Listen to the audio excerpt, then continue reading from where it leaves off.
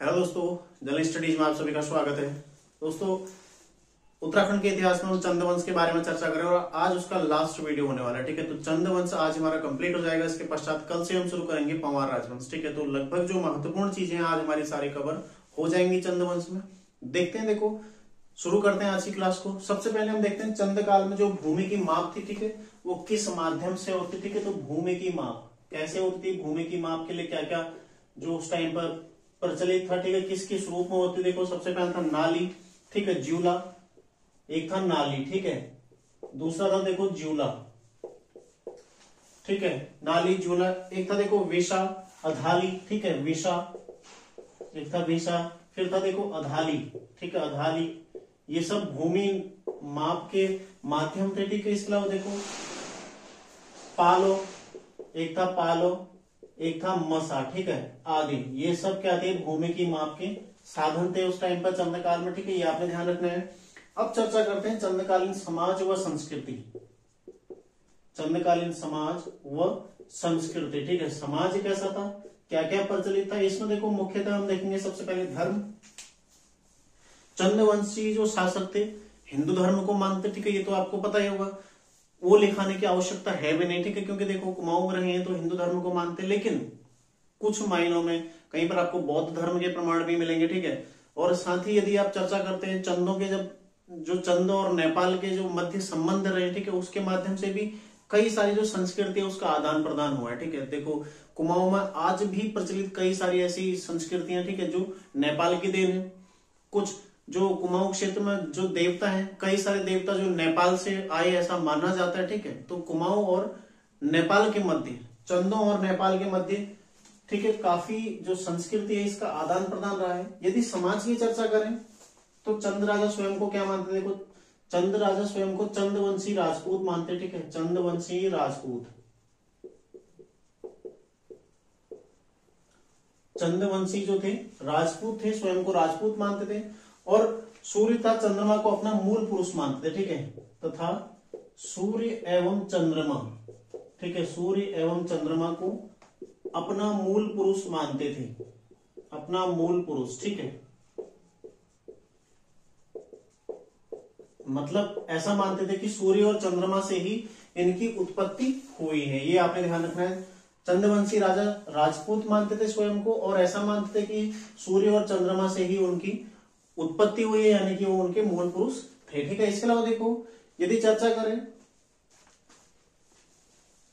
चतुष्वर्णीय समाज की अवधारणा, देखो लिखित कहीं पर प्रमाण नहीं मिला है। चतुष्वर्णीय समाज, ठीक है, या चतुर्वर्णीय समाज, चतुर्वर्णीय समाज, ठीक है, इसके बारे में कोई लिखित प्रमाण नहीं है, कोई लिखित प्रमाण नहीं है कि चंद्रकाल में चतुर्वर्णीय समाज था। लेकिन चतुर्वर्णीय समाज में, ठीक है, ब्राह्मणों के 3 वर्ग देखने को मिलते हैं, ठीक है, ब्राह्मणों के अलग अलग वर्ग हैं, ब्राह्मणों के 3 वर्ग थे, ठीक है, 3 वर्ग थे। मतलब ये कहीं पर लिखा नहीं गया है कि चतुष्वर्णीय या चतुर्वर्णीय समाज की वहां पर व्यवस्था थी, लेकिन ये जरूर है कि ब्राह्मण किस वर्ग में थे, ठीक है, राजपूत क्या करते थे, वैश्य क्या करते थे उसमें, ठीक है, वो सब सारी चीजें हम देखेंगे। इसमें देखो कौन कौन से थे। सबसे पहला था एक नैथानी, ठीक है, चौथानी, ठीक है, एक थे चौथानी, चौथानी ब्राह्मण। दूसरे थे कौन थे, देखो पहले थे चौथानी ब्राह्मण, दूसरे थे पंचबिड़िया, ठीक है, पंचबिड़िया ब्राह्मण, चौथानी ब्राह्मण, पंचबिड़िया ब्राह्मण, और तीसरे कौन से थे, खस ब्राह्मण, ठीक है, खस ब्राह्मण, ये ध्यान रखना आपने। तो ये 3 प्रकार के ब्राह्मण थे, ठीक है, चौथानी, पंचबिड़िया और खस। चौथानी देखो जो देश, जो कहां से आए थे, देश के मैदानी भागों से कुमाऊं में आए थे, ठीक है, देश के मैदानी भागों से, ठीक है, देश के मैदानी भागों से, देश के मैदानी भागों से कुमाऊं में आए थे, ठीक है, देश के मैदानी जो क्षेत्र है, तराई वाले क्षेत्र है, वहां से कुमाऊं क्षेत्र में ये आए थे।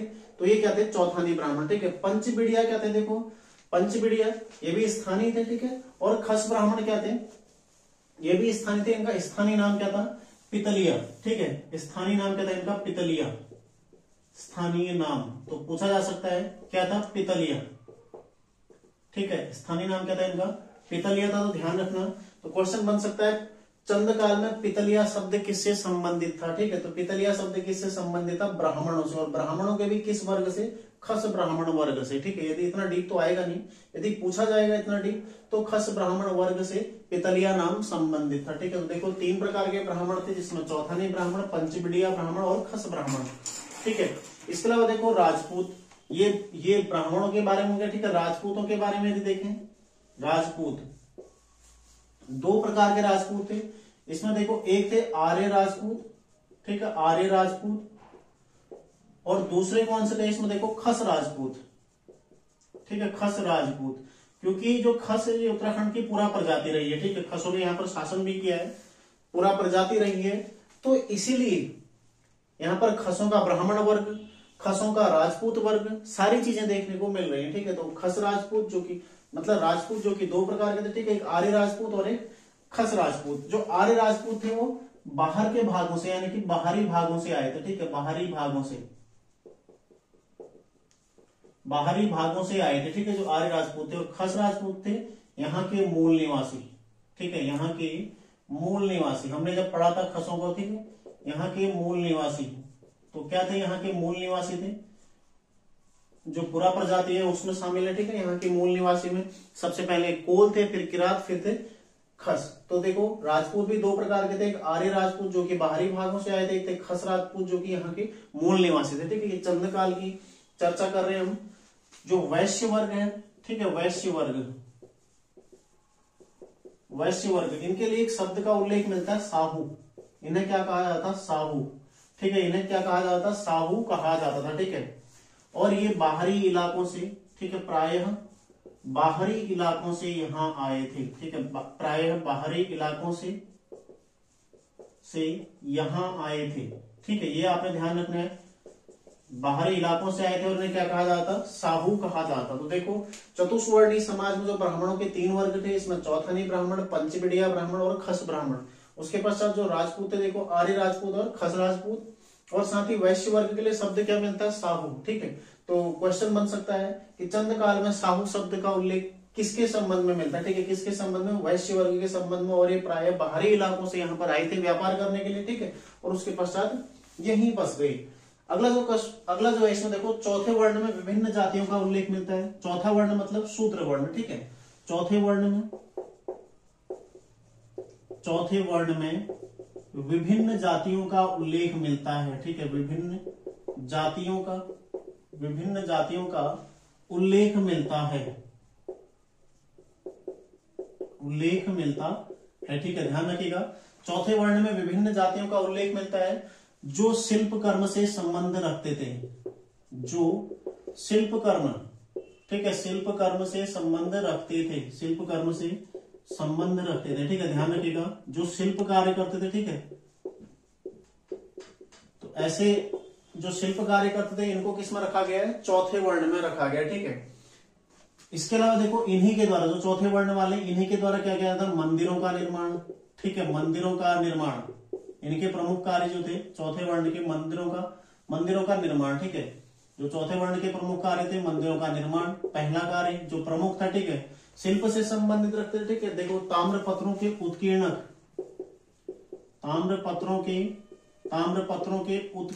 ठीक है, ये भी यही थे, ताम्र पत्रों के उत्कीर्णक, ठीक है। जो इनकी तीसरी विशेषता है, देखो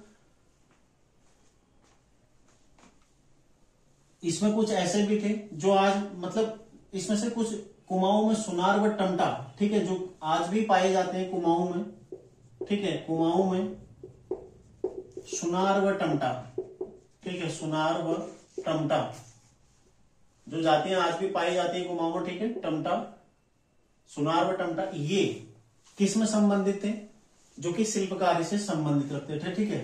टमटा इस कार्य में संलग्न थे, ये आपने ध्यान रखना है, इस कार्य में संलग्न थे, ठीक है। तो महत्वपूर्ण पॉइंट है, चौथे वर्ण में कौन कौन शामिल थे, ठीक है। देखो विभिन्न जातियों का इसमें उल्लेख मिलता है। ऐसी जातियां मतलब जो शिल्प कार्य करते थे, ठीक है, शिल्प कार्य करने वाली सभी प्रकार की जातियां किसमें शामिल थी, चौथे वर्ण में शामिल थी, ठीक है। इसी में कुछ ऐसी जातियां भी थी,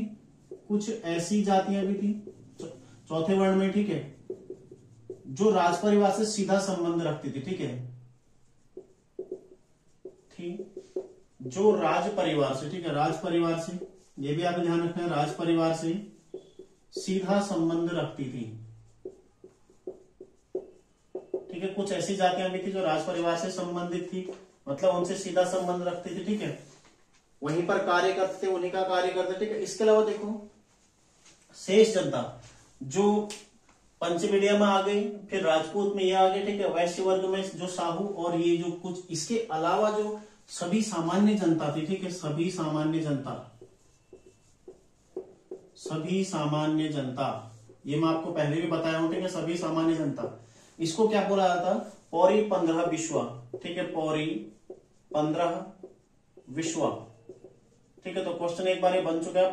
चंद काल में पौरी 15 विश्वा क्या था? ठीक है, देखो इसके अलावा कुछ, ये पौरी 15 विश्वा हो गया। ठीक है, अगला यदि देखें, देखो राजकोली।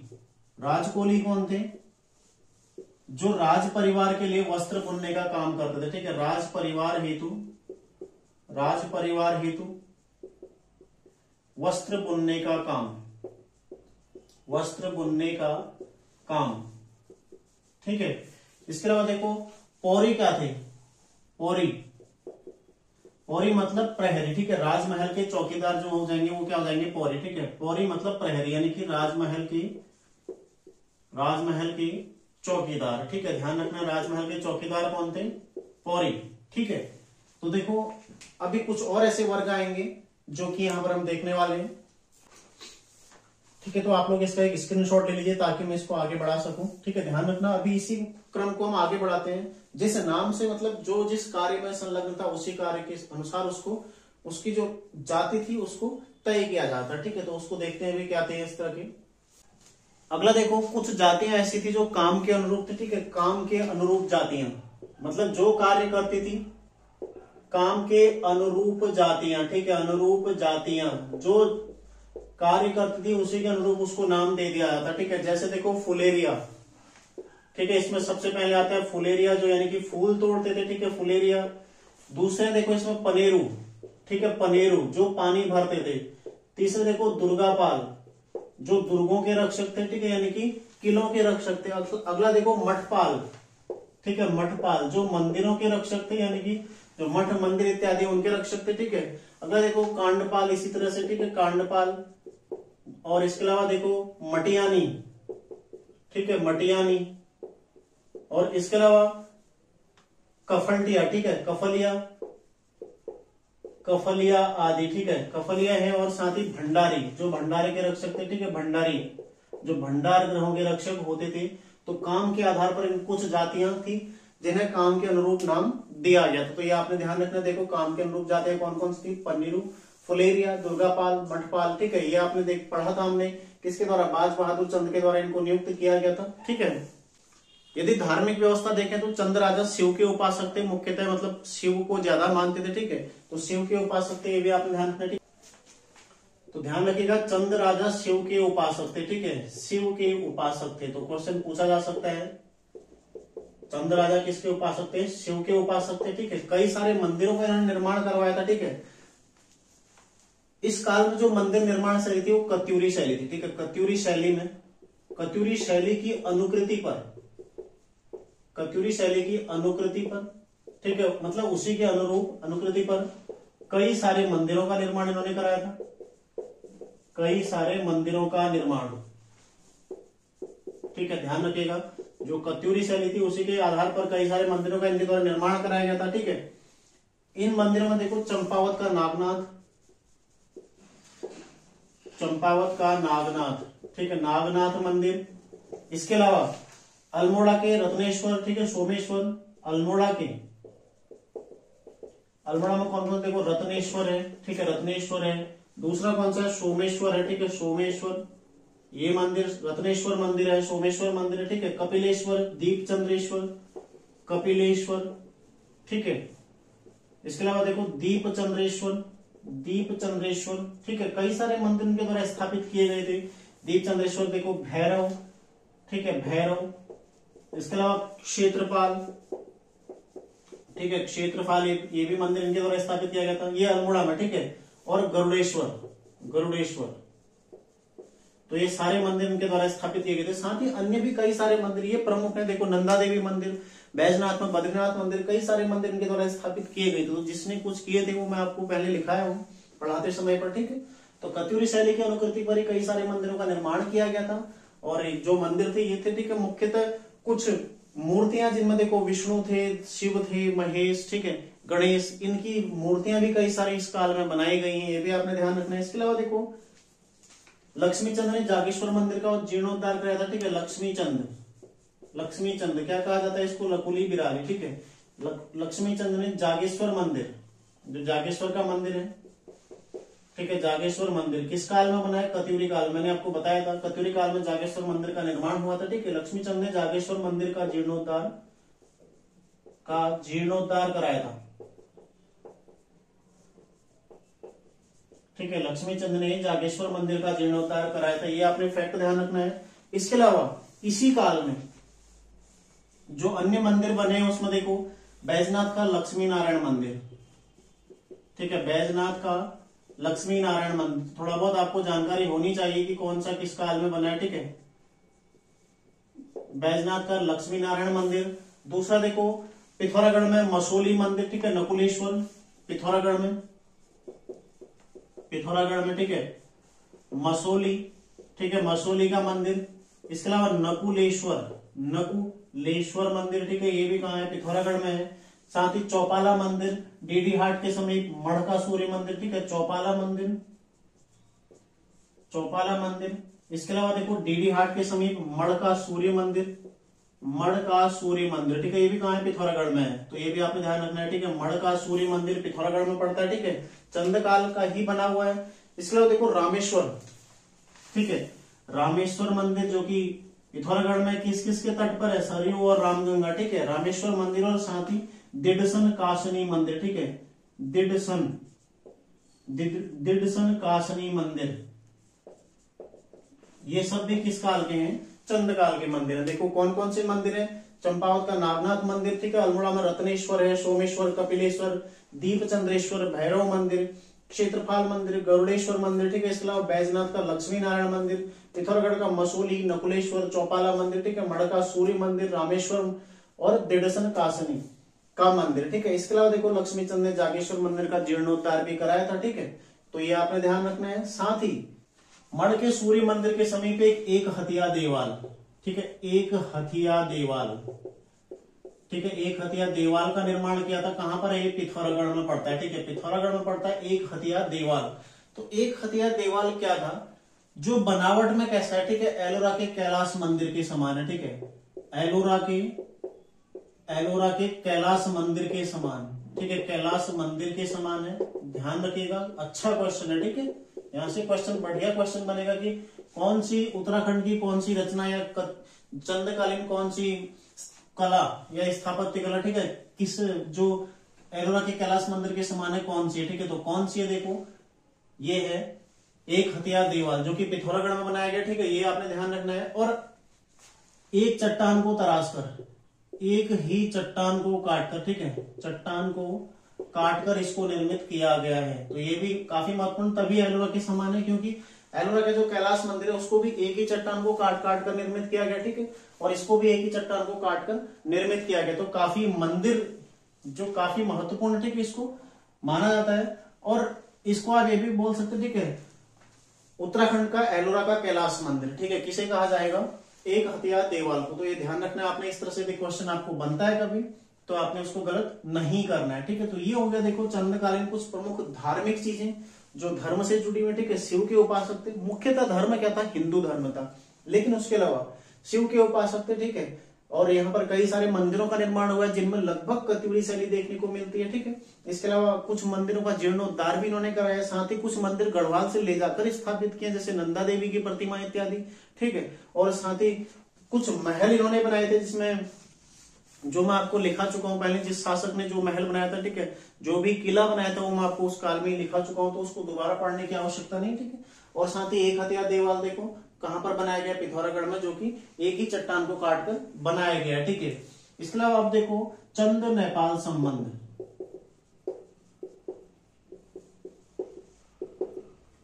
चंद नेपाल संबंध, इसमें हम केवल एक ही चर्चा करेंगे जो कि धार्मिक वाला है, क्योंकि जो आक्रमण वाला है वो हम देख चुके हैं, ठीक है। अशोक चल्ल का आक्रमण हुआ था और साथ ही किसका आक्रमण हुआ था, दूसरा क्राचल देव का आक्रमण हुआ था, ठीक है। तो 2 आक्रमण हुए थे। उसके अलावा देखो समय समय पर आक्रमण होते रहे नेपाल की ओर से, और साथ ही लास्ट में गोरखाओं ने, वो भी नेपाल के थे, ठीक है, गोरखाओं ने कुमाऊं पर कब्जा कर लिया। तो ये राजनीतिक चीजें हो गई, एक अशोक चल्ल का आक्रमण, दूसरा क्राचल देव का आक्रमण, तीसरा गोरखाओं का जो लास्ट आक्रमण हुआ, महेंद्र चंद को हवालबाग के युद्ध में पराजित किया, ठीक है। ये 3 आक्रमण आपने ध्यान रखने हैं।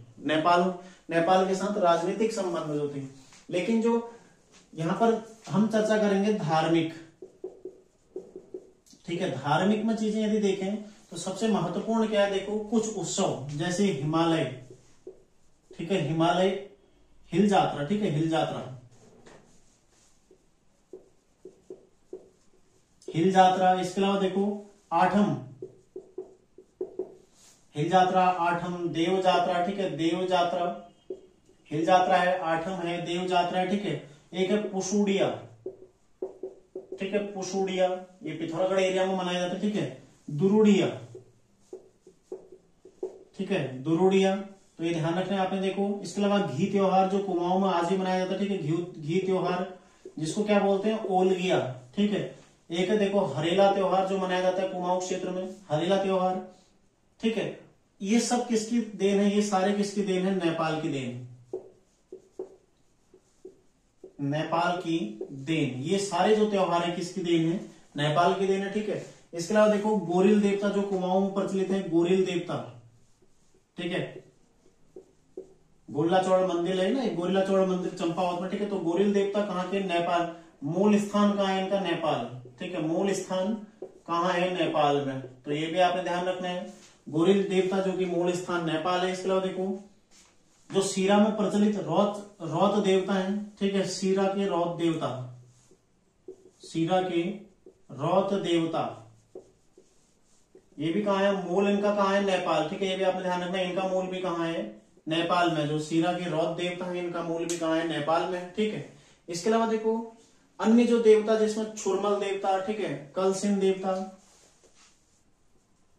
छुरमल, ठीक है, जो कि राज्यों के देवता हैं, कलसिन, छुरमल देवता, कलसिन देवता, ठीक है। साथ ही देखो भूमिया देवता, एडी देवता, भूमिया, ठीक है, एडी जिनकी पूजा की जाती है। एडी से संबंधित एक मंदिर है व्यानधुरा एडी करके, खटीमा के पास पड़ता है, ठीक है, तो एडी। इसके अलावा देखो सेम, इन सब का भी जो मूल है कहाँ है, नेपाल है। आदि का मूल स्थान कहाँ है, नेपाल में, ठीक है, कहाँ है, नेपाल में। तो ये आपने ध्यान रखना है। तो कुमाऊं में कई सारे जो देवता प्रचलित हैं जिनकी आज पूजा की जाती है, कहां से आए हुए हैं, नेपाल से आए हुए हैं। इसके अलावा देखो आपने देखा होगा एक है गंगनाथ देवता, ठीक है, गंगनाथ,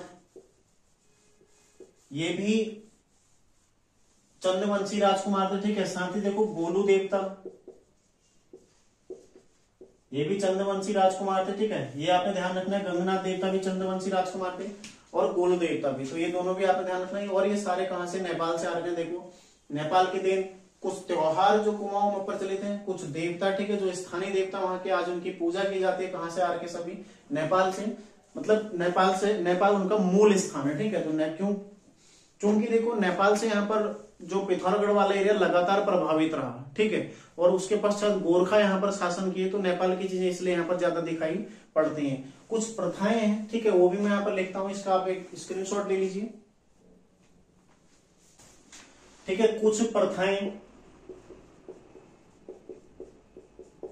प्रथाएं जिनमें देखो घास के लिए डोके की प्रथा, ठीक है, घास हेतु डोके की प्रथा, ठीक है, डोके की प्रथा। तो आपने देखा होगा जो पीठ में टांगने वाला होता है ना, कई सारे महिलाएं जब घास काटने जाती है तो पीठ में टांग के ले जाती है डोका, ठीक है। तो घास हेतु डोके की प्रथा, वो किसकी देन है, नेपाल की। इसके अलावा देखो पीठ में बोझ रखना, पीठ में बोझ रखना, ठीक है, ये भी किसके, नेपाल के देन है। इसके अलावा कपाल में नाक के सिरे से लेकर ऊपर तक पीठियां लगाना, ठीक है, कपाल में नाक के सिरे से पूरा ऊपर तक, ठीक है, ऊपर तक पीठा लगाना, ठीक है, पीठा।